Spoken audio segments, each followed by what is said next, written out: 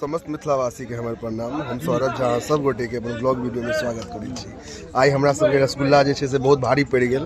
हम तो रसगुल्ला नहीं खाई छी, खाइते नहीं, तैयो जबरदस्ती सब आबि उझल दै छथिन। इमहर देखियो, इमहर रोशन के बस उठिए वाला से 5 मिनट में बड़ भारी पड़ गेल है रसगुल्ला, भारी पड़ गेल है, बड़ भारी। मिथिलांचल से किछ भ सकै छै, हां 5 मिनट में पहुंच गेल, किछ भ सकै है ना।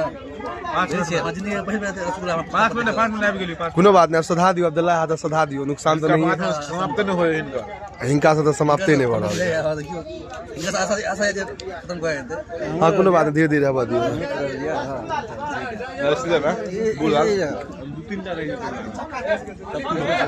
चलो हो, कोनो बात धीरे धीरे सधाओ, की करबे। हमू ने एते खाई छलहुँ फालतू में, जे अबै छै उझल दै छै। सौरभ जी लिया रोशन के लिए, सब रोशन जी लियो जे आयल सबके उझल देलक। हाँ कोनो बात, जेना तेना सधाओ वगैरह, की करबे आब।